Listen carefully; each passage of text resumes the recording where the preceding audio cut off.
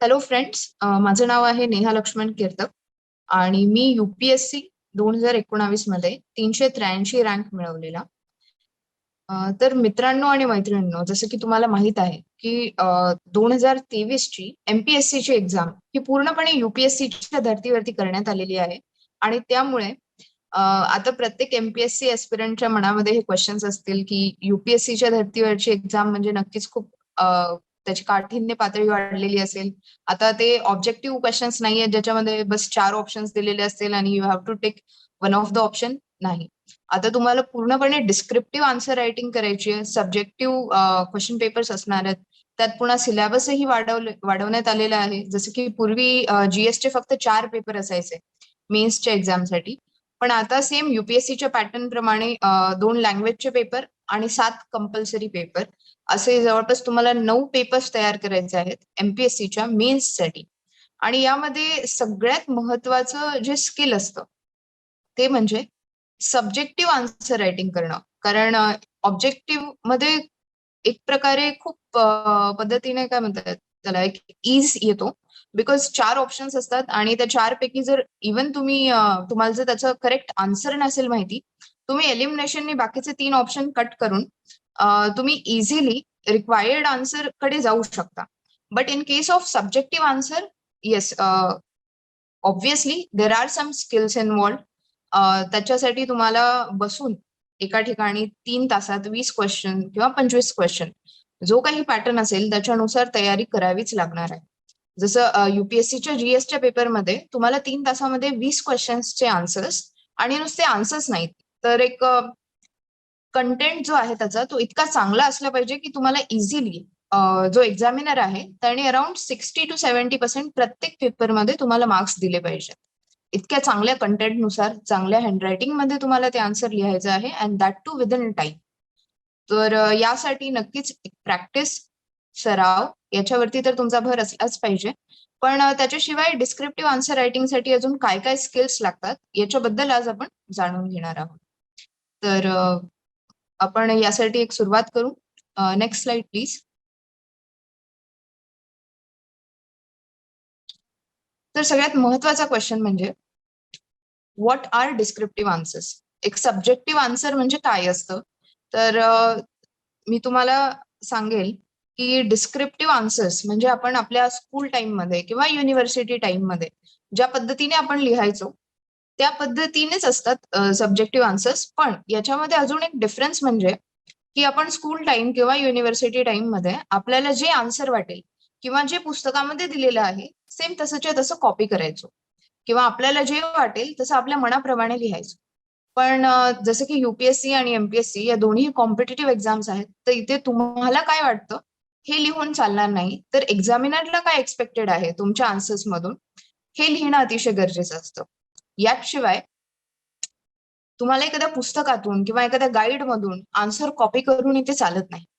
तुम्हाला ते answer on the spot बनवावं लागेल. कारण कॉम्पिटेटिव्ह एक्झाम्सची डिमांडच आजच्या घडीला ही आहे की एखादी अशी व्यक्ती जी ऐन वेळेला विचार करून अतिशय सुंदर आणि चांगल्या पद्धतीचा आन्सर तिथे एक्झाम मध्ये प्रेझेंट करू शकते, अशाच व्यक्तींची UPSC असेल, MPSC असेल यांना गरज आहे.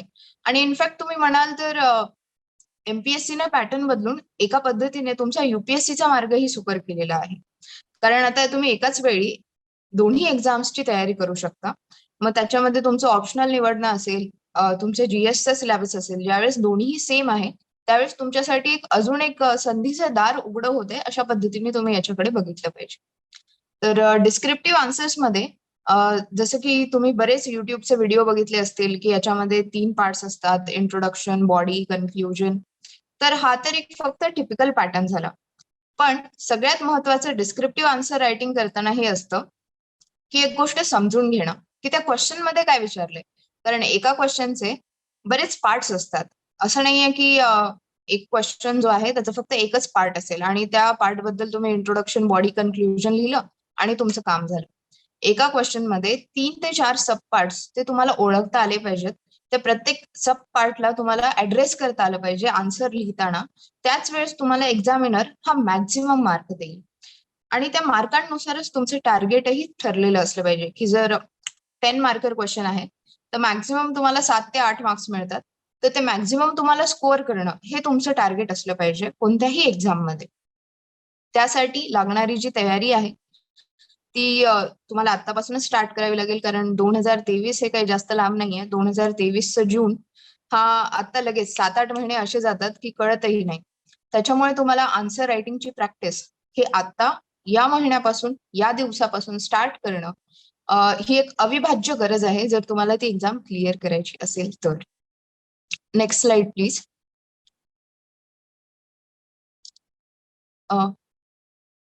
The next question is what is being judged in our descriptive answers. तर जे आपण आन्सर लिहितो, डिस्क्रिप्टिव्ह आन्सर्स आपण लिहितो, त्याच्यामध्ये नेमकं तपासलं काय जातं?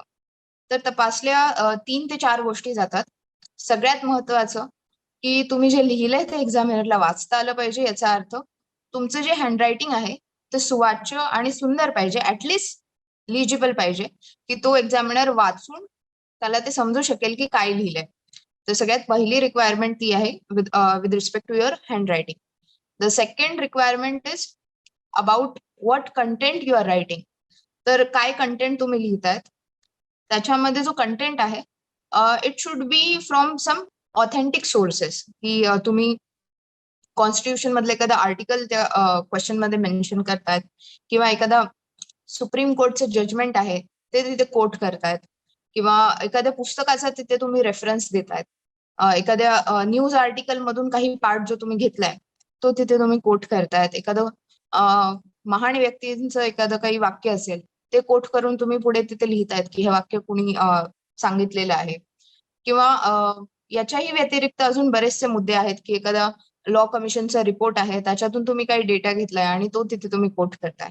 तर तुमचा कंटेंट हा at the end of the day खूप जास्त मॅटर करतो. त्याच्यानंतरची जी गोष्ट येते ती असते की तुम्ही तुमचा आन्सर प्रेझेंट कसं करत आहात. तो त्याच्यासाठी तुम्ही वेगवेगळ्या टॉपिक्सच्या आन्सर कॉपीज फॉलो करू शकता, बिकॉज आजच्या घडीला तुमच्या जितका काही कंटेंट आहे तो तितकेच सुंदर पद्धतीने आणि वेगवेगळ्या पद्धतीने फ्लो चार्ट असतील, डायग्राम्स असतील, वेगवेगळ्या पद्धतीचे पॉइंटर्स असतील, किंवा पॅरेग्राफ रायटिंग असेल, याच्यामध्ये कशा पद्धतीने नाविन्य आणता येईल हे तुम्हाला अनलेस आणि अंटिल तुम्ही काही युपीएससीचे जे टॉपर्सच्या आन्सर कॉपीज आहेत वेगवेगळ्या वेबसाईटवरती त्या बघत नाही तोपर्यंत तुम्हाला कळणार नाही की सेम कंटेंट कशा पद्धतीने प्रेझेंट करता येऊ शकतो.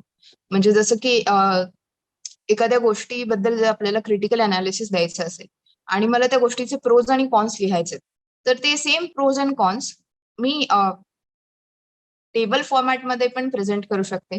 सेम प्रोज अँड कॉन्स मी पॅरेग्राफ फॉर्मॅटमध्ये पण प्रेझेंट करू शकते. आणि तेच सेम पॉइंटर्स मी एखाद्या इनोव्हेटिव्ह फ्लो चार्टने पण प्रेझेंट करू शकते.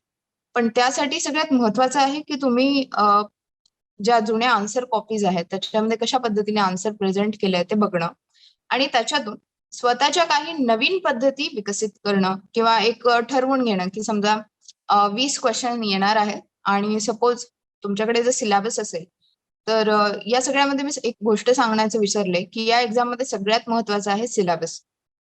प्रत्येकाकडे सिलेबसची एक एक कॉपी असली पाहिजे. ती तुम्ही ऍटलिस्ट जे स्टार्ट करतायत प्रिपरेशन त्यांनी कमीत कमी 3 ते 4 वेळा तो सिलेबस स्वतःच्या हाताखालून लिहून घातला पाहिजे, आणि त्याच्यानंतर त्या सिलेबसची एक कॉपी तुमच्या स्टडी टेबलवरती, स्वतः लिहिलेली एक कॉपी तुमच्या स्टडी टेबलवरती असलीच पाहिजे. त्याच्यानेच तुमची बाउंड्री लाईन एक फिक्स होईल की कोणते टॉपिक्स मला करायचे आहेत, किती कव्हर झालेत आणि किती अजून कव्हर व्हायचेत. जितके टॉपिक्स तुमचे कव्हर झालेत त्याला सिलेबसमध्ये टिक करत चला, आणि जितके टॉपिक तुमचे कव्हर करायचे राहिलेत एक्झामच्या पहिले त्यांना कव्हर करण्याचा प्रयत्न तुम्ही केला पाहिजे. आणि याच्या नंतर एकदा का तुमचं सेकंड रिडिंग झालेलं असेल सिलेबसचं, त्याच्यानंतर you should start answer writing, because content तेव्हाच येईल तुमच्याकडे जेव्हा ऍटलिस्ट तुम्ही तो सिलेबस 2 वेळेस वाचलेला असेल. त्याच्यानंतर आता डिस्क्रिप्टिव्ह आन्सर रायटिंग बद्दल मी तुम्हाला सांगितलं की तुमचं हँडरायटिंग असेल, तुमचं प्रेझेंटेशन असेल, तुमचं कंटेंट असेल, आणि बरेच काही पॅरामीटर्स आहेत की एक नाविन्य पद्धतीने तुम्ही उत्तर लिहितायत.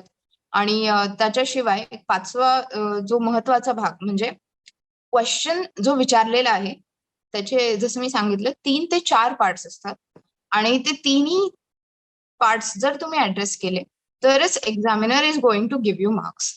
जर तुम्ही फक्त एकच पार्ट ऍड्रेस केलाय तर मार्क्स मिळणार नाहीत, किंवा एखाद्या क्वेश्चनचा आन्सर माहित नसेल आणि तरी सुद्धा त्या पूर्ण क्वेश्चन मधला एखादा वर्ड माहिती आहे आणि त्याच्या अराउंड तुम्ही पूर्ण आन्सर रिव्हॉल्व करताय, त्यालाही मार्क्स मिळणार नाहीत.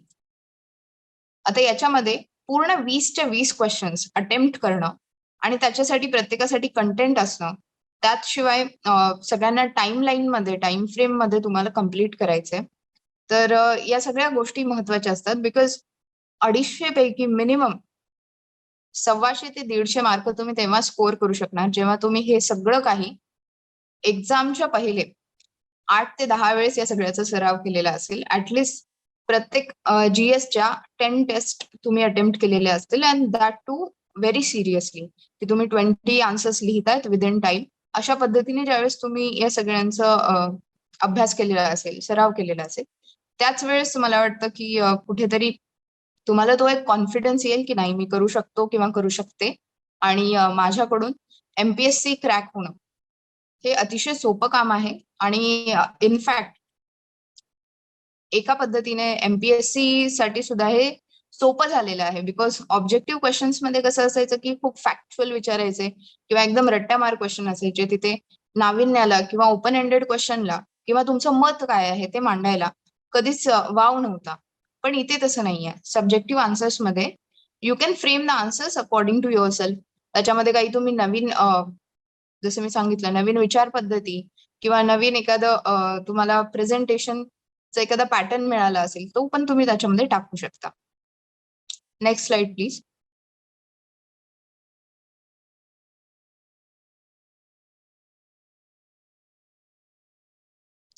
तर यासाठी तुमचं प्रिपरेशन कसं चेंज झालं पाहिजे डिस्क्रिप्टिव्ह आन्सर्ससाठी.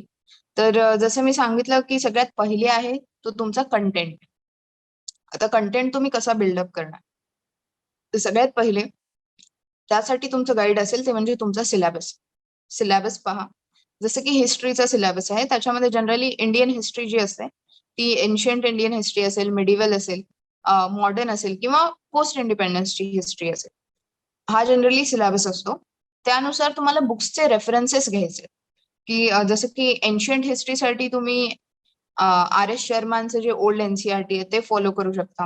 मिडेवल हिस्ट्रीसाठी पण सेम NCERT, ओल्ड NCERT जी आहे ती तुम्ही फॉलो करू शकता. कारण त्याच्यामध्ये तुम्हाला एक क्वालिटी कंटेंट मिळतो जो की दुसरीकडे कुठेच मिळणार नाही. एक ऑथेंटिक क्वालिटी कंटेंट ज्याला कोणी चॅलेंज नाही करू शकत असा कंटेंट. त्याच्यानंतर येतं modern Indian history. Modern Indian हिस्ट्रीसाठी तुम्ही बिपिन चंद्रांचे बुक्स आहेत ते यूज करू शकता. रामचंद्र गुहांचे आहेत ते पण यूज करू शकता.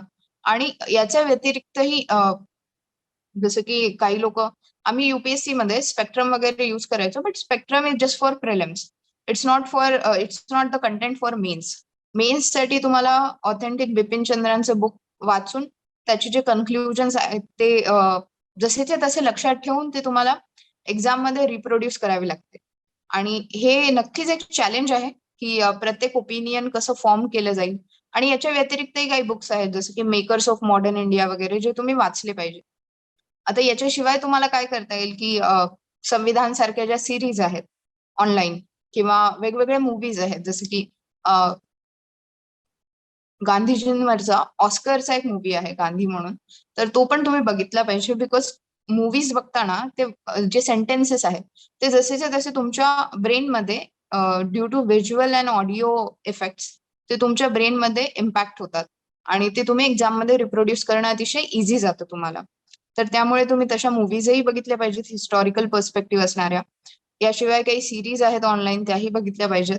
आणि त्याच्यानंतर जे आपले ऑथेंटिक बुक्स आहेत त्याच्यातला कंटेंट. तर सगळ्यात पहिले सिलेबस बघून तुमचा कंटेंट तुम्ही कुठून कुठून घेणार आहात ते फायनलाइज करणं. तो कंटेंट एकदा रीड केल्याच्या नंतर टॉपिक वाईज त्या कंटेंट मधून बेस्ट रिप्रोड्यूस करणं इन द टेस्ट सिरीज, हे सगळ्यात एक महत्वाचं टास्क आहे. आणि अशा पद्धतीने तुम्हाला तुमचं प्रिपरेशन ठेवायचं आहे. या व्यतिरिक्त डिस्क्रिप्टिव्ह आन्सर रायटिंग मध्ये सगळ्यात महत्वाचा भाग म्हणजे you have a time limit. For 10 marker you have time limit of around 6 to 7 minutes, and for 15 markers you have time limit of 9 minutes. आणि जर तुम्ही पेज वाईज गेलात So for 10 markers, you will get 2 pages. For 15 markers, you will get 3 pages.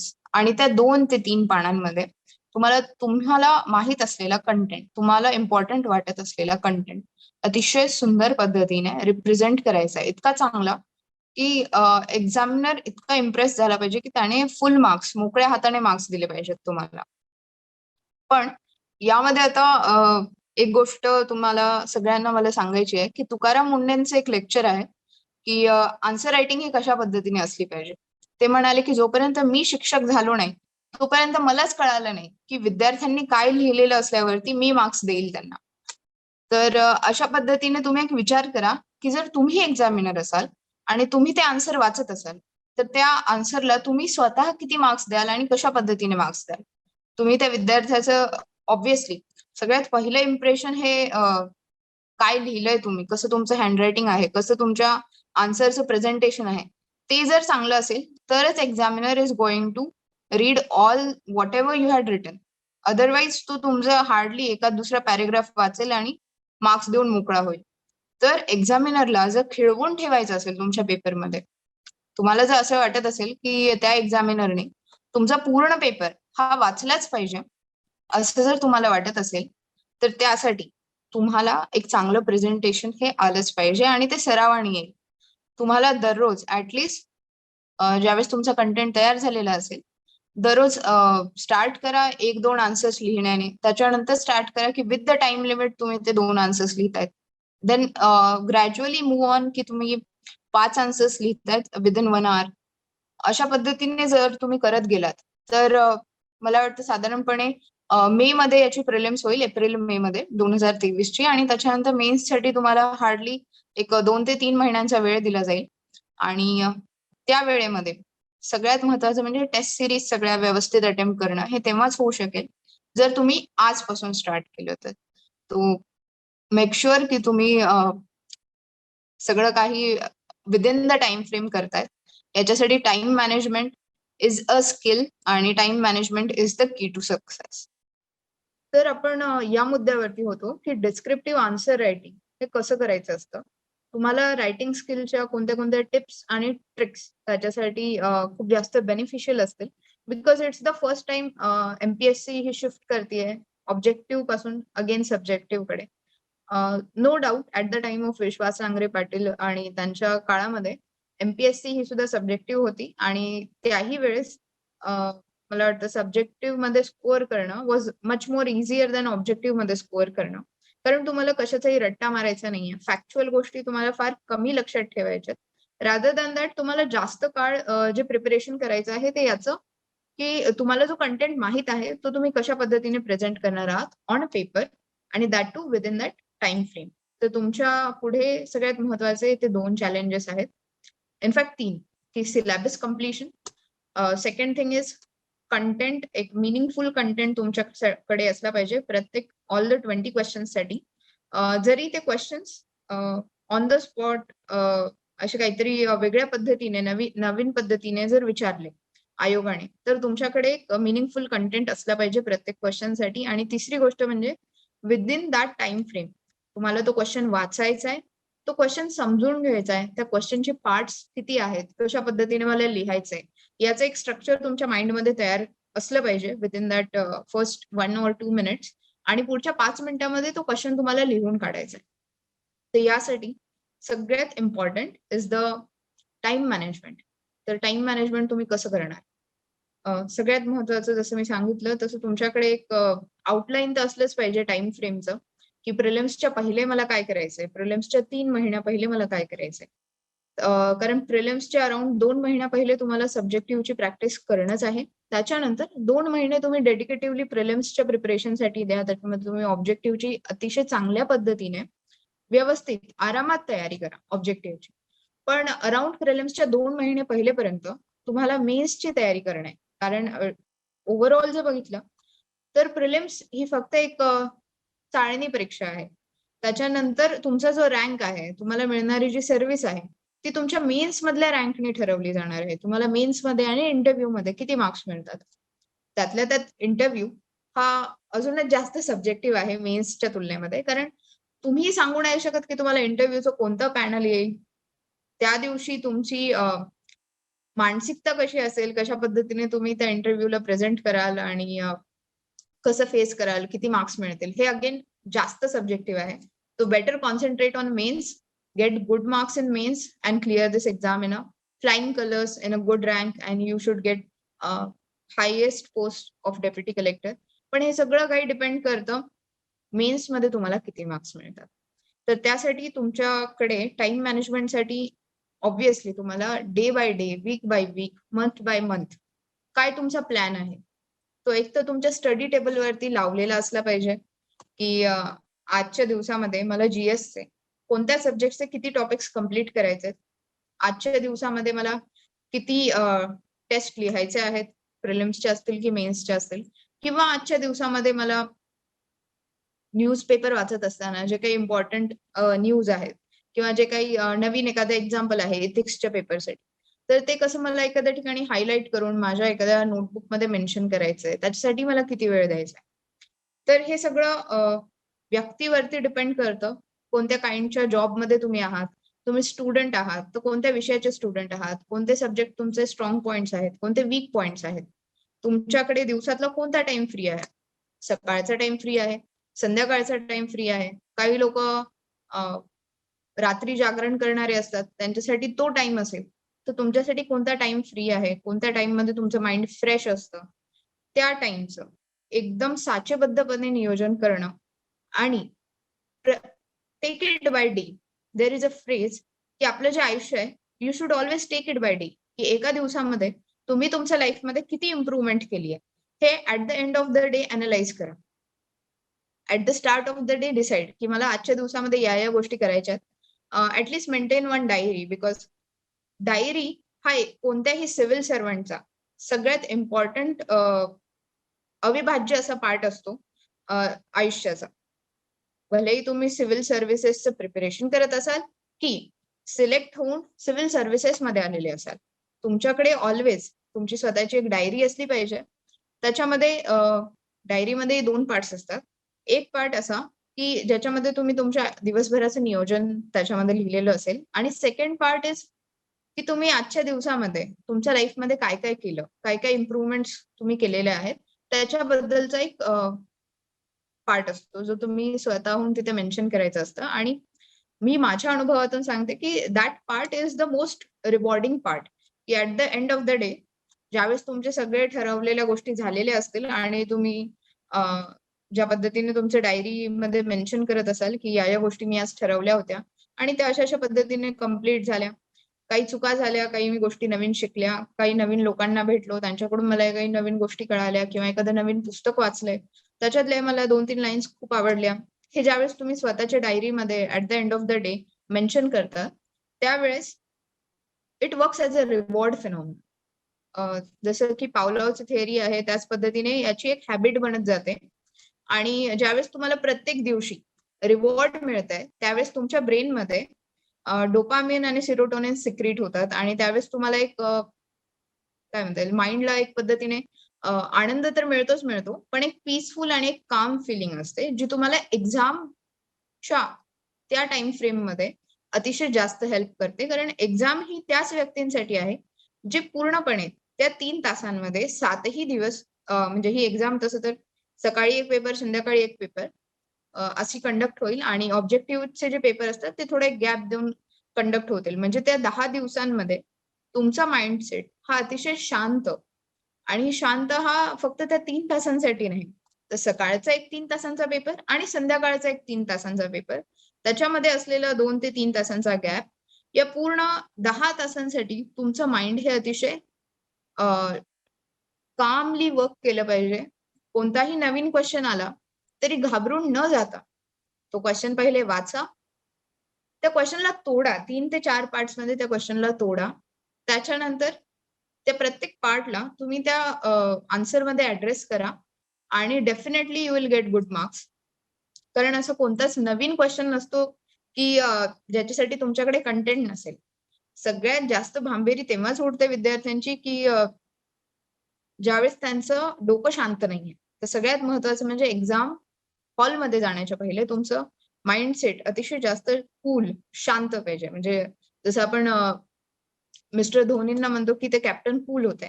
तर captain cool का? कारण सगळ्यात toughest टाईममध्ये पण ज्यावेळेस तुमचं जे ब्रेन आहे, ते अतिशय शांतपणे, व्यवस्थित, विचारपूर्वक एखादा डिसिजन घेतंय, की 20 मधले मला 19 क्वेशन्स अटेम्प्ट करायचेत, एक सोडून द्यायचा मग ते का सोडून द्यायचं याचंही आन्सर तुमच्याकडे क्लिअर कट असलं पाहिजे. नाही तर 20च्या 20 क्वेशन्स अटेम्प्ट करा.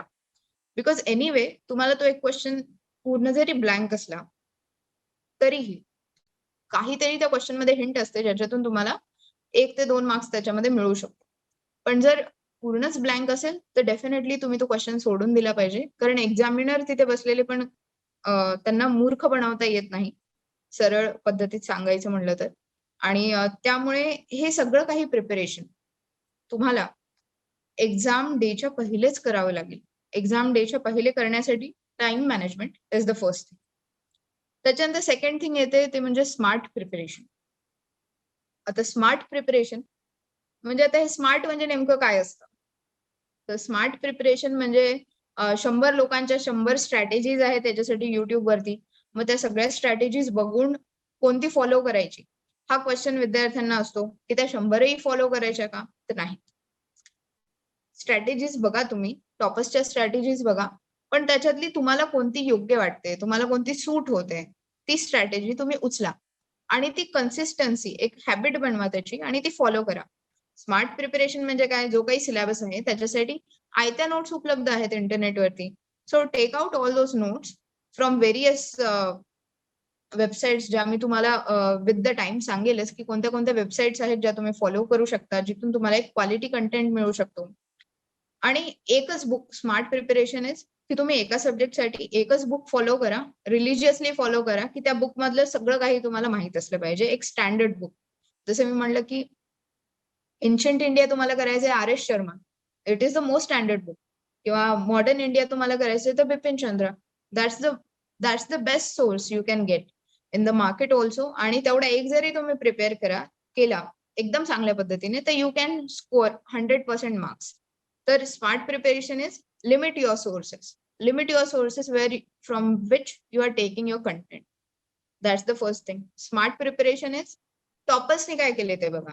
टॉपर्सनी त्यांच्या आन्सर्समध्ये काय-काय एक्झाम्पल मेन्शन केलेत, रिपोर्ट्स कोट केलेत, कोणते कोट्स त्यांनी लिहिलेत, ज्याच्याने त्यांना मार्क्स मिळालेत. सरळ उचला ना त्या आन्सर कॉपीमधून आणि तुमच्या एखाद्या नोटबुकमध्ये ते सगळं काही लिहून ठेवा, की जर असा-असा क्वेशन आला, की सेक्युलरिझमवरती क्वेशन आला, धर्मनिरपेक्षतेवरती. तर XYZ कोट मला मेन्शन करायचंच आहे. जर समजा राइट टू प्रायव्हसी जे आधार कार्डचं जजमेंट होतं त्याच्यावरती जर क्वेशन आला, तर मला सुप्रीम कोर्टचं जे चीफ जस्टिस ऑफ इंडिया होते त्यांनी म्हणलेलं जे सेंटेन्स होतं ते मला तिथे कोट करायचंय. असं लिहून ठेवा एखाद्या नोटबुकमध्ये. कोणता फ्लो चार्ट तुम्हाला काढायचा आहे, कोणत्या पर्टिक्युलर टॉपिकसाठी. हे ऑलरेडी तुमच्या त्या नोटबुकमध्ये असलं पाहिजे, जे की तुम्ही एक्झामला जाण्याच्या पहिले रिवाईज करणार आहात. कारण तुम्हाला कंटेंट तोच ठेवायचा आहे. तोच content with the time improve करायचा आहे. Throughout the test series असतील किंवा न्यूजपेपर्स असतील किंवा टॉपर्सच्या आन्सर कॉपीज असतील. सेम कंटेंट तुम्हाला रिफर्निश करायचं आहे फक्त. तुम्हाला असं नाहीये की तुमच्याकडे जर 100 टॉपिक्स आहेत GS1 किंवा GS2चे, तर त्या 100 टॉपिकसाठी तुम्हाला 100 बुक्स वाचायचे आहेत, अजिबात नाही. डिव्हाइड दॅट 100 टॉपिक्स आणि हॅव ॲट लीस्ट 5 बुक्स.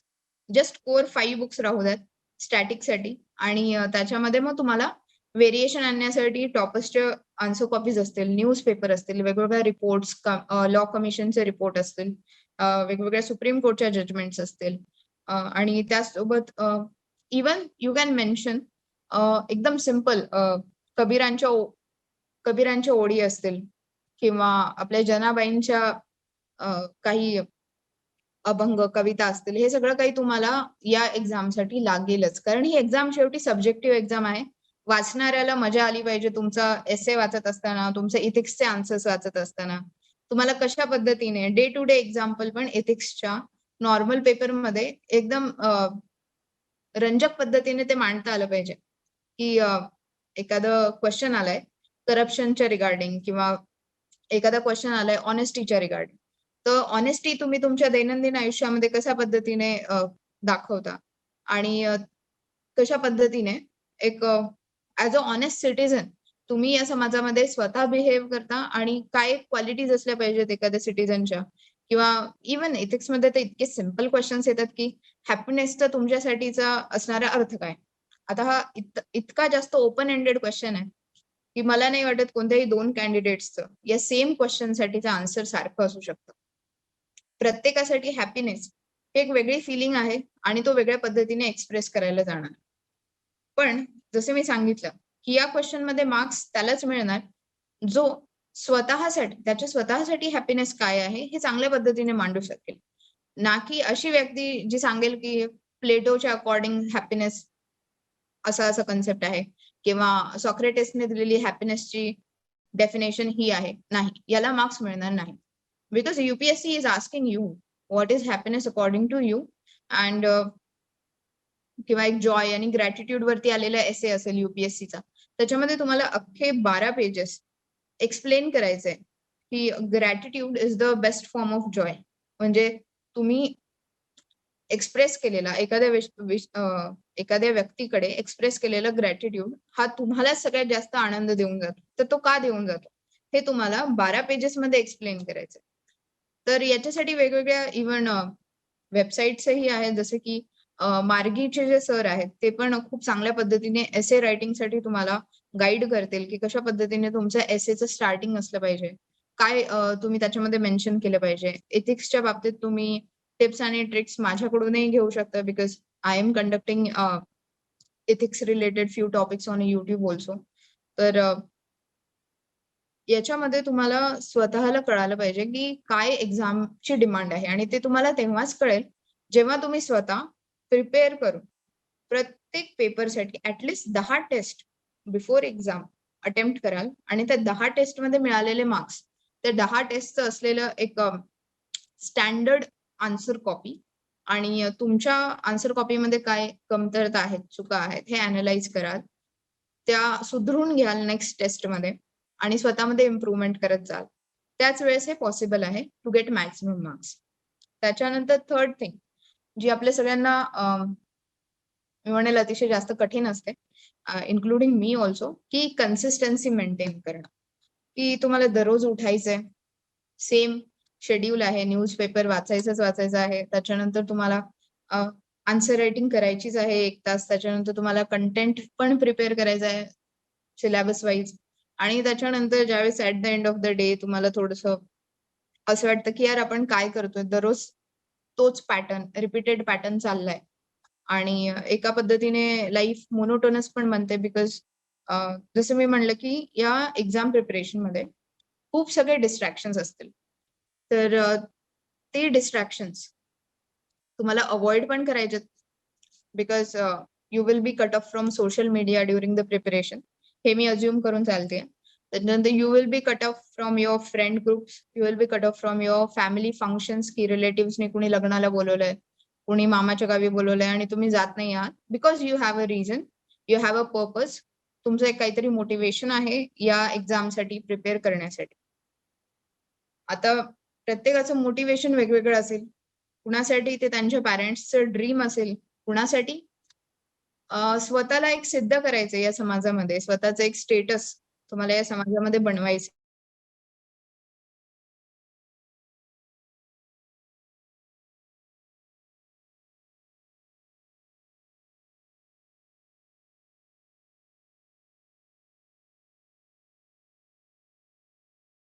जे मोटिव्हेशन पाहिजे, ते दुसरंही असू शकतं. यांच्या व्यतिरिक्तही असू शकतं. मग ते पैसा असेल, पॉवर असेल, स्टेटस असेल, जे काही असेल. But at the end of the day आणि हो, समाजामध्ये सुधारणा आणणं किंवा समाजसेवा करणं हे पण एखाद्याचं मोटिव्हेशन असू शकतं.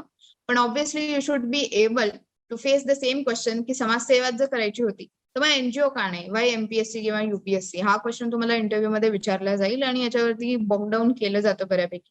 कारण समाजसेवा हा एकच मोटिव्ह नसतो. ही एक्झाम देण्याच्या मागे अनेक मोटिव्हेशन्स असतात आणि you should be true to yourself, की तुम्हाला मग त्या मुली असतील की मुलं असतील, मुलींसाठी पण स्वतःला या समाजामध्ये एक व्हॉईस मिळवून देणं, तुमचं ओपिनियन लोकांनी ऐकलं पाहिजे, असा एक प्लॅटफॉर्म, असं एक स्टेटस तुम्हाला मिळणं, ही पण प्रत्येक व्यक्तीची गरज असते आणि मला असं वाटतं कॉम्पिटिटिव्ह एक्झाम्स ही गरज तुम्हाला फुलफिल करू शकता तुमच्या लाईफमध्ये. Because once you are civil servant, everybody will listen to you. मग ते अकॅडमिशियन्स असतील, मग ते नॉर्मल पब्लिक असेल, की स्टुडंट्स असतील, पॉलिटिशियन्स असतील, every one will listen to your opinion. Because you will be one की ज्यांचं काय म्हणता येईल, ज्यांच्या मेंदूची पातळी अशी मानली जाते की ती बेस्ट आहे अमंग ऑल द. जर महाराष्ट्र रिजन मध्ये एमपीएससी कंडक्ट होते तर महाराष्ट्रामधले बेस्ट ब्रेन्स आहेत जे की सिलेक्ट होतात या एक्झामनी, किंवा जर इंडियामध्ये युपीएससी आहे तर बेस्ट ब्रेन सिलेक्ट होतात युपीएससीच्या थ्रू. तर अशा वेळेस मग तुमच्या व्हॉइसला एक प्लॅटफॉर्म मिळवून देणारं स्टेटस तुमच्या आयुष्यामध्ये हे सिव्हिल सर्व्हिसेस आहे. काही लोकांना एक जॉब रिक्वायरमेंट असते, बऱ्याच गोष्टी असतात. वेगवेगळ्या हंबल बॅकग्राऊंड मधून लोक येतात की जिथे त्यांचे आई वडील शेतकरी असतात, मजूर असतात आणि त्यांना स्वतःला या समाजामध्ये सिद्ध करायचं असतं. तर अशांसाठी सिव्हिल सर्व्हिसेस हा एक बेस्ट प्लॅटफॉर्म आहे. तो तुम्ही एक काम करा की start your day with something motivational. एखादं मोटिवेशनल सॉन्ग ऐका, एखादं तुम्हाला जर मूवी आवडत असेल तर त्याचं एखादं जे टायटल सॉन्ग आहे ते ऑलवेज तुमच्या त्याच्याने ऑलवेज तुमच्या दिवसाची स्टार्ट करा. एखादा टॉपर्सचा जो व्हिडिओ टॉकचा काही 1-2 ओळी असते त्याच्याने तुमच्या दिवसाचा स्टार्ट करा. तुमचा दिवस नक्कीच चांगला जाईल. Because everything that starts well is half done. जर तुम्ही तुमचा दिवस अतिशय चांगल्या पद्धतीने चालू केलाय तर नक्कीच तुमचं अर्ध काम झालंय. बिकॉज एक डिप्रेसिव्ह वातावरणात किंवा स्वतःचीच मानसिकता जर खराब असेल तर त्या व्यक्तीने केलेली प्रत्येक गोष्ट ही खराबच होणार. त्याच्यामुळे always start your day with some good mood, with some motivational feeling. At the end of the day see की तुम्ही त्या दिवसामध्ये काय काय प्रोग्रेस केलंय. स्वतःला एक रिवॉर्ड द्या की हो, एक शाबासकी द्या स्वतःला. कारण ही एक्झाम अशी आहे जिथे तुम्हाला स्वतः सगळं काही करणं आहे, स्वतःला शबासकी देऊन घेणं आहे. कोणी तुमच्या हेल्पला येणार नाही. जसं मी सांगितलं या एक्झामच्या काही स्पेसिफिक रिक्वायरमेंट्स आहेत की 1 वर्ष तुम्हाला डेडिकेटिव्हली या एक्झामला द्यावंच लागेल. मग ते सोशल मीडियामध्ये टाइम वेस्ट न करता, फॅमिली फ्रेंड्स यांच्यामध्ये टाइम वेस्ट न करता तुम्हाला स्वतःची इम्प्रुव्हमेंट स्वतःच बघणं आहे by the end of the day. आणि जी व्यक्ती स्वतःशीच प्रामाणिक असेल, जी व्यक्ती स्वतःलाच रिवॉर्ड आणि पनिशमेंट देऊ शकेल, तीच व्यक्ती या एक्झामसाठी बनलेली आहे. तर ही पण गोष्ट एक लक्षात घ्या. तुमच्याकडे अटेम्प्ट्सही लिमिटेड असतात आणि मला असं वाटतं फर्स्ट अटेम्प्ट मध्ये कोणतीही एक्झाम क्रॅक करणं इज द बेस्ट थिंग. आणि 2023ला ऍज एक्झाम पॅटर्न पण चेंज होतोय. नवीन विद्यार्थ्यांसाठी एक नवीन संधी आहे की ते फर्स्ट अटेम्प्ट मध्ये ही एक्झाम आरामात एकदम फ्लुएंटली क्रॅक करू शकतात. फक्त एक्झामची रिक्वायरमेंट समजून घ्या की सब्जेक्टिव्ह आन्सर्स मध्ये काय अपेक्षित आहे एक्झामिनरला. जर ते तुम्ही लिहिलं तर 101% तुमचं सिलेक्शन गॅरंटीड आहे. आता याच्या व्यतिरिक्त तुम्हाला हा पण एक क्वेश्चन असतो की कशा पद्धतीने आन्सर रायटिंग स्टार्ट केली पाहिजे, काय काय तुम्ही याच्यामध्ये इम्प्रूव्ह केलं पाहिजे. तर सगळ्यात महत्वाची गोष्ट, एमपीएससी ही मराठीमध्ये आहे तर तुमचं मराठी हे अतिशय चांगलं असलं पाहिजे. भाषेवरचा जो कमांड आहे तो याच्यामध्ये अलंकारिक शब्दच यूज करण्याची काही गरज नाहीये प्रत्येकच आन्सरमध्ये. पण एक स्टँडर्ड लँग्वेज जी असते, स्टँडर्ड मराठी, ती तुम्ही मेंटेन केली पाहिजे वाईल रायटिंग द आन्सर्स. मग त्याच्यासाठी तुमचं रोजचं न्यूजपेपर रीडिंग हे सगळ्यात पहिली गोष्ट आहे की ज्याच्यातून तुमची भाषा अजून जास्त चांगली होईल. त्याच्यामध्ये ग्रॅमॅटिकल मिस्टेक्स काही नको आहेत. त्याच्यानंतर दुसरी गोष्ट म्हणजे ज्या स्टँडर्ड बुक्स आहेत ज्या तुम्ही जेव्हा जेव्हा फॉलो करता ना, try to remember the sentence as it is. की ते जसं सेंटेन्स तिथे लिहिलेलं आहे की सपोज यांनी भगतसिंग किंवा लाला लजपत राय यांनी बोललेलं एखादं जर वाक्य असेल, ते at the end of your answer you want to use it as a conclusion of your answer. तर ते जसंच्या तसं रिमेंबर करण्याचा थोडा प्रयत्न करा. कारण त्याच्याने तुमचं एक भाषेवरचं एक प्रभुत्व दिसून येतं एक्झामिनरला. त्याच्यानंतर तिसरी गोष्ट आहे की आन्सर रायटिंग. जसं मी म्हणलं तसं रोज एक आन्सर लिहिण्यापासून तुम्ही स्टार्ट करू शकता की दिलेल्या टाइम फ्रेम मध्ये 7 मिनिटामध्ये मला तो क्वेश्चन वाचायला लागेल जवळपास 15 ते 20 सेकंड, तो समजून घ्यायला लागेल अर्धा मिनिट आणि त्याच्यानंतर मला ते लिहायला लागतील 5 मिनिट. असं ते 7च्या पहिलेच 6 मिनिटामध्ये ते एक आन्सर कसं लिहिता येईल इथून स्टार्ट करा. एक आन्सर लिहिता आलं की हळूहळू 2 आन्सर्स कसे लिहिता येतील मला within the time frame of 14 to 15 minutes मला 2 आन्सर अटेम्प्ट करायचे. Then gradually move to 5 answers. वेगवेगळे प्लॅटफॉर्म्स आहेत जिथे डेली आन्सर रायटिंगसाठी तुम्हाला वेगवेगळे क्वेश्चन्स मिळतील. तर ॲटलीस्ट ट्राय की मला आजच्या एका तासामध्ये मला 5 क्वेश्चन्स लिहायचे आहेत. इथून तुम्ही स्टार्ट करा. मग त्याच्यानंतर ideally in the exam scenario तुम्हाला एका तासामध्ये 7 क्वेश्चन्स लिहायचे असतात. जसे मी सांगितले की time frame is the most important constraint जो तुमच्यावरती आहे. आणि त्या टाइम फ्रेममध्ये आता हे झालं टाइम फ्रेमच्या बाबतीत. पण त्या 5 मिनिटामध्ये किंवा त्या 6 मिनिटामध्ये मी काय लिहितेय? हे अजून जास्त इम्पॉर्टंट आहे कारण मार्क्स तर त्याच्यावरतीच मिळणार आहे जे तुम्ही लिहिणार आहात. मग ते काय लिहितेय हे कसं चेक करायचं? तर आयडियल आन्सर्स असतात, त्याच्यामध्ये काय लिहिलंय? याशिवाय वेगवेगळ्या प्लॅटफॉर्म्सवरती मुलांनी लिहिलेले आन्सर्स अवेलेबल असतात. तर त्यांनी काय लिहिलंय? माझ्या आन्सरमध्ये काय मिसिंग आहे? याच्यासाठी तुम्हाला स्वतःला ते एनालिसिस करणंच आहे. कारण testing your abilities is the one thing, comparing your abilities is another and improving on it is the last thing you have to do. त्याच्यामध्ये तुम्हाला काय करायचंय, की ज्या ज्या कमतरता आहेत, त्या नोट डाउन करायच्यात. ज्यावेळेस तुम्ही नेक्स्ट डे आन्सर रायटिंगसाठी बसाल, त्या तुम्हाला इम्प्रूव्ह करायच्या आहेत. जिओग्राफीच्या क्वेश्चनमध्ये मॅपिंग कशी इन्क्लूड करायची आहे, वेगवेगळ्या डायग्राम्स असतील, त्या कशा इन्क्लूड करायच्या आहेत, की अर्थक्वेकशी रिलेटेड असतील किंवा व्हॉल्कॅनो, सायक्लोन यांच्याशी रिलेटेड जे डायग्राम्स असतील, त्या तुमच्या आन्सरमध्ये कशा आल्या पाहिजेत, हे तुम्हाला मेक शुअर करायचंय. तर असं वेगवेगळ्या सब्जेक्टसाठी वेगवेगळ्या स्ट्रॅटेजीज आहेत, ज्या तुम्हाला एक आयडियल आन्सर कॉपी बघितल्याशिवाय कळणार नाहीत. आणि त्या बघून मग तुम्हाला त्यानुसार कंटेंट तयार करून ते आन्सर्स लिहायचे आहेत. आता त्याशिवाय मला असं वाटतं आपण एखादा आयडियल आन्सर बघितलंच पाहिजे. त्यावेळेस आपल्याला कळेल की कसं एक आन्सर रायटिंग केलं जातं आणि त्यासाठी मी तुम्हाला एक आयडियल क्वेश्चन सांगेल. Next slide please. तो sample question and for a descriptive answer हा कसा असतो? ज्या पद्धतीने आता जसं की एमपीएससीचं हे पहिलेच वर्ष असेल 2023. आपल्याला माहित नाही काय पद्धतीने एमपीएससी क्वेश्चन विचारेल आणि कसे आन्सर्स असतील. पण आपल्याला एक गोष्ट माहिती आहे की यूपीएससी वर्षानुवर्षापासून या पद्धतीने क्वेश्चन आन्सर्स विचारत आलेली आहे आणि एमपीएससीचा पण 90च्या अराउंडचा जो पॅटर्न होता 90s किंवा इव्हन 2007-8 पर्यंत हा सब्जेक्टिव्ह होता. तो आपण एक ऑलरेडी विचारलेला क्वेश्चन आयोगाने ऑलरेडी विचारलेला एक क्वेश्चन घेऊ आणि त्याच्यासाठी आन्सर रायटिंग कसं केलं जाईल किंवा एक आयडियल आन्सर कसं असलं पाहिजे हे आपण डिस्कस करू. तो क्वेश्चन असा आहे की unity without uniformity and diversity without fragmentation is the essence of unity in diversity. Elaborate. Also explain why diversity is considered as an asset for Indian society. आता सोसायटी म्हणजे समाजशास्त्र जे आहे याच्याशी रिलेटेड एक क्वेश्चन आहे जो की तुमच्या GS1च्या सिलेबसमध्ये मेन्शन्ड आहे, इंडियन सोसायटी. आणि याच्यामध्ये unity in diversity she related हा क्वेश्चन आहे असं तुम्हाला पहिल्यांदा वाचल्या एक थोडं लक्षात येईल. पण या क्वेश्चन मध्ये किती पार्ट्स आहेत ते एकदा व्यवस्थित बघा. मी तुम्हाला पहिलं जे सेंटेन्स आहे ते मी तुम्हाला तोडून सांगते की कशा पद्धतीने तुम्हाला तो क्वेश्चन हा ब्रेकडाऊन करायचा आहे इन 3 to 4 पार्ट्स आणि देन त्या क्वेश्चनचा आन्सर लिहायला स्टार्ट करायचं. युनिटी विदाउट युनिफॉर्मिटी हा एक पार्ट झाला त्या क्वेश्चनचा, की तुमच्यामध्ये एकता आहे पण एकसंघता नाही आहे. एकसंघतेशिवाय असलेली एकता, युनिटी विदाउट युनिफॉर्मिटी. आणि डायव्हर्सिटी विदाउट फ्रॅगमेंटेशन म्हणजे काय, की तुमच्यामध्ये विविधता आहे पण फ्रॅगमेंटेशन नाही. एखाद्या समाजामध्ये फ्रॅगमेंटेशन म्हणजे तुम्हाला माहितीच आहे की एखादा समाज हा विभागलेला असणे.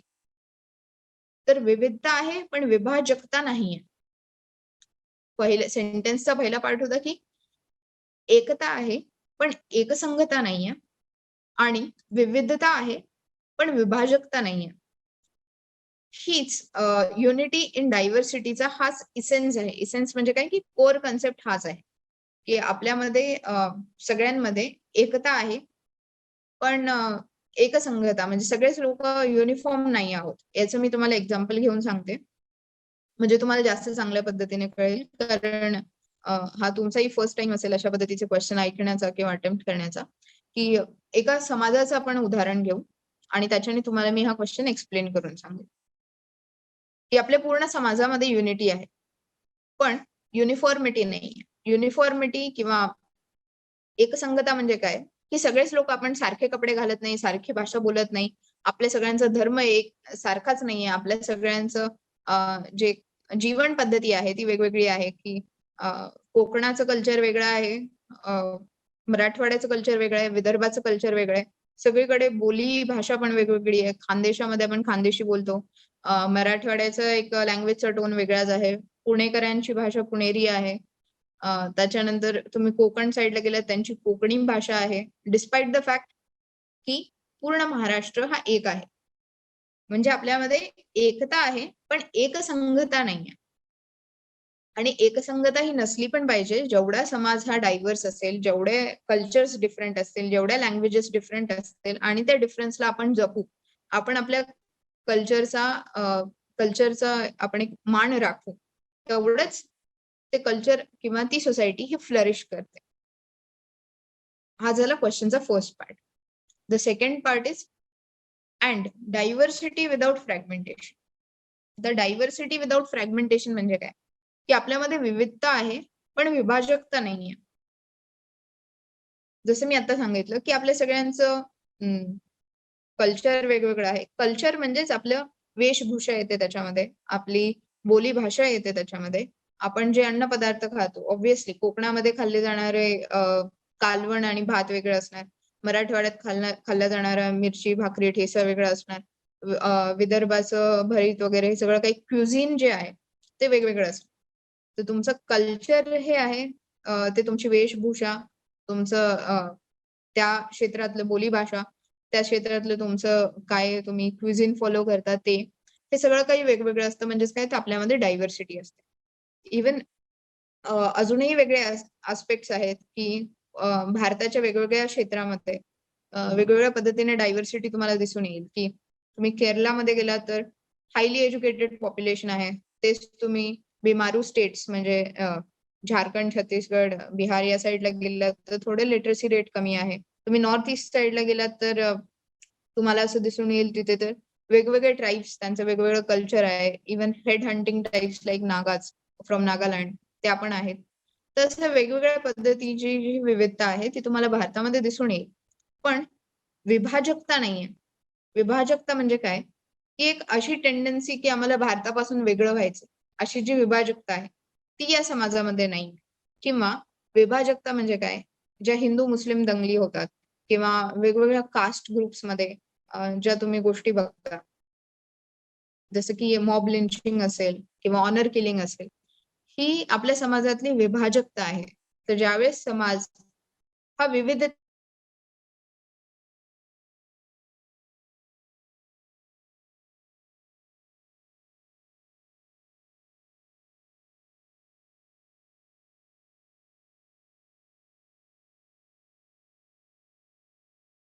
हा क्वेश्चन मध्ये अजून एक कीवर्ड आहे. ऍक्च्युली मी हे सांगायचं विसरले, की प्रत्येक क्वेश्चन मध्ये एक कीवर्ड असेल.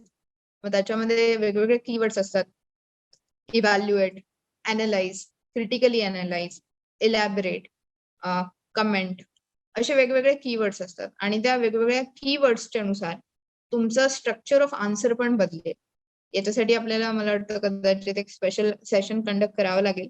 Because there are around 10 to 12 keywords ज्याच्यानुसार तुम्हाला तुमच्या क्वेश्चनचं जो आन्सरचा जो फॉर्मॅट आहे तो तुम्हाला चेंज करत जावा लागेल. बिकॉज क्रिटिकल अनालिसिस विचारल्यानंतर तुम्हाला त्या गोष्टीचे कॉन्स आणि प्रोस दोन्ही सांगून काय वे फॉरवर्ड आहे हे देणं अतिशय जास्त महत्वाचं ठरतं. व्हेअरएज तुम्हाला ज्यावेळेस इलॅबोरेट म्हणून सांगितलं जातं, तर तुम्हाला ते जे दिलेलं सेंटेन्स आहे, ते फक्त घेऊन वेगवेगळ्या एक्झाम्पल्सनी त्या सेंटेन्सला इलॅबोरेट म्हणजे एक्सप्लेन काइंड ऑफ करायचं आहे. आता हा झाला या क्वेश्चनचा एक पार्ट. या क्वेश्चनचा दुसरा पार्ट आहे, also explain why diversity is considered as an asset for Indian society. याच्यासोबतच तुम्हाला या क्वेश्चन मध्ये सेकंड हाफ मध्ये एक्सप्लेन करायचंय की डायव्हर्सिटी म्हणजे विविधता की भारतासाठी एक ऍसेट का आहे, म्हणजे भारतासाठी असणारी ऍसेट म्हणजे संपत्ती म्हणू आपण. तर भारतासाठी विविधता ही एक संपत्ती का आहे? तर याच्यामध्ये तुम्हाला एक्सप्लेन करावं लागेल की विविधतेने नटलेला देश असल्यामुळे भारतामध्ये, मग याच्यामध्ये तुम्ही एखादा कोटे यूज करू शकता की जसं कोस कोस पर पाणी बदले, 4 कोस पर पाणी, म्हणजे कोसा कोसावरती पाणी चेंज होतं आणि 4 कोसावरती भाषा चेंज होते. इतक्या विविधतेने नटलेला आपला भारत देश आहे. आणि याच्यामध्ये तुम्हाला मग एखादं एक्झाम्पल देता येईल, जसं की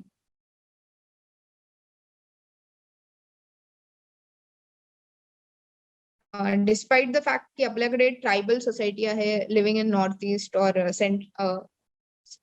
सेंट्रल ईस्ट इंडिया, म्हणजे झारखंड आणि छत्तीसगड, बिहार यांचं काही रिजन किंवा मध्य प्रदेशचं काही रिजन, इथे राहणारी tribal societies, core tribal societies आहेत या, त्या पण सोसायटीज आपल्याकडे आहेत. आपल्याकडे रिलिजियसली डायव्हर्स कम्युनिटीज पण आहेत, की आपल्याकडे असं मानलं जातं की जवळपास सगळ्या रिलिजन एक्झिस्ट करतात इंडियामध्ये. Hindu is the prominent religion, majority religion. त्याच्यानंतर Muslims, second largest population of Muslims exist in India. त्याच्यानंतर याशिवाय आपल्याकडे ख्रिश्चन पॉप्युलेशन आहे in states like Kerala which is majority. त्याच्यानंतर आपल्याकडे झोराष्ट्रियन पॉप्युलेशन पण आहे, जी मायग्रेट झाली होती in India in the parts of Gujarat and Maharashtra. Also, we have Parsi community. Also, we have Buddhist and Jain religion in India. जे की असं मानलं जातं की या दोन रिलिजनचं तर ओरिजिनच इंडियामध्ये झालंय. इव्हन वी हॅव सिखिझम, ज्याचं ओरिजिन पंजाब रिजन मध्ये झालंय. तर आपल्याकडे इतका डायव्हर्स आपला कंट्रीचा एक मॅप आहे की जिथे रिलिजियस डायव्हर्सिटी आहे, लिंग्विस्टिक डायव्हर्सिटी आहे, इतक्या टाईपच्या डायव्हर्सिटीज आहेत की त्याला असं म्हणता येईल की कल्चरल डायव्हर्सिटीचा एक मेल्टिंग पॉट आहे India. There is one theory of melting pot and salad bowl in sociology. तर तुम्ही त्या थिअरीचा पण हेल्प घेऊ शकता या क्वेश्चनला ऍड्रेस करताना. आणि याशिवाय तुम्ही वेगवेगळे एक्झाम्पल्सही देऊ शकता, जसे मी आता दिले की whether it's a religious diversity or cultural diversity. आता ही आपल्या इंडियासाठी एक ऍसेट का आहे, तर हा मुद्दा एक्सप्लेन करताना तुम्हाला तो पॉइंट वाईज एक्सप्लेन करायचा आहे की इकॉनॉमिक ऍसेट कोणत्या पद्धतीने आहे इंडियासाठी. तर त्याच्यामध्ये तुम्ही सांगू शकता की आपल्याकडे ब्रँड इंडिया, किंवा आता आपण एक नवीन प्रोग्राम चालू केलाय की डिस्ट्रिक्ट वाईज आपण GI टॅक्स देतोय. त्या रिजन मधले जे जे फेमस एखादा आयटम असेल त्याला आपण त्या डिस्ट्रिक्ट वाईज किंवा त्या स्टेट वाईज आपण GI टॅग देतो. जसं की असेल पश्मिना वूल असेल किंवा पश्मिना शॉल असेल फ्रॉम काश्मीर, किंवा आपल्याला असं म्हणता येईल की कानपूरचे लेदर आयटम असतील किंवा आपली कोल्हापुरी चप्पल असेल, यांना आपण GI टॅग दिलेले आहेत. तर एक पद्धतीने इकॉनॉमिक ऍसेट आहे आपल्या देशासाठी, एक विविधता असते. त्याच्यानंतर दुसरी गोष्ट म्हणजे कल्चरल ऍसेट आहे. कारण काय होतं की वेगवेगळ्या ठिकाणचं नॉलेज हे आपल्याला कंबाईनली यूज करता येतात. आता आपल्याकडे फक्त काही वेस्टर्न मेडिकल प्रॅक्टिसेस राहिलेल्या नाही.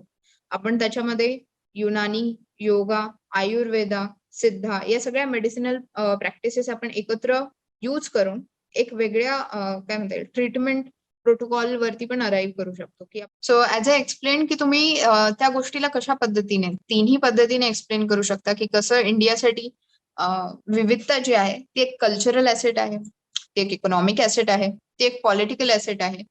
पॉलिटिकल ऍसेट बिकॉज जी विविधता आहे ती तुम्हाला या समाजाला तोडू देत नाही, ती एक संगता आणते.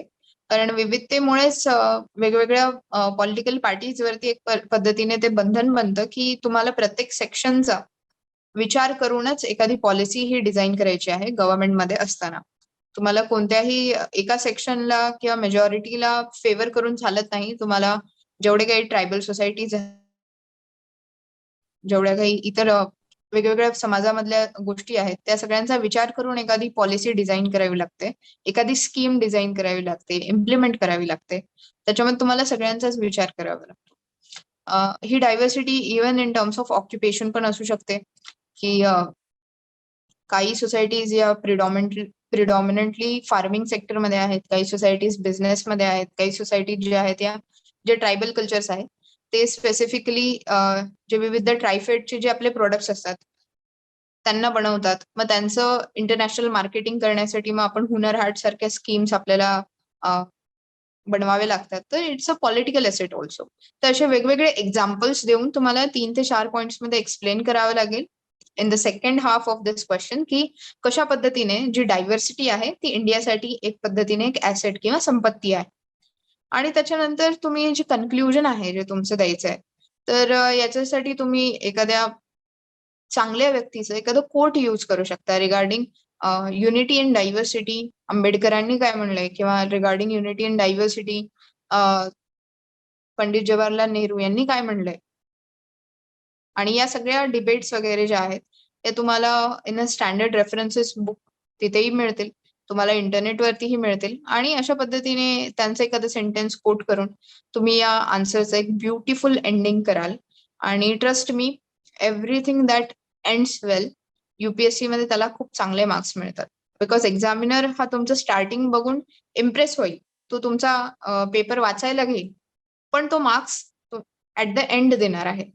तर तुमच्या क्वेश्चनचा एंड करताना तुम्हाला ज्या ठिकाणी क्रिटिकल अनालिसिस आहे तिथे वे फॉरवर्ड देणं आणि ज्या ठिकाणी अशा पद्धतीने एक थेरॉटिकल क्वेश्चन आहे तिथे तुम्हाला एक्झाम्पल्स आणि एखादं कोट लिहिणं हे खूप जास्त गरजेचं असतं.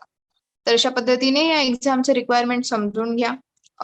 वेगवेगळ्या सेशन्समध्ये पुढे पण मी तुम्हाला गाईड करत राहील ऍज अ मेंटॉर की कशा पद्धतीने MPSC मध्ये तुम्हाला आता परफॉर्म करायचंय आणि मॅक्झिमम मार्क्स स्कोअर करायचे.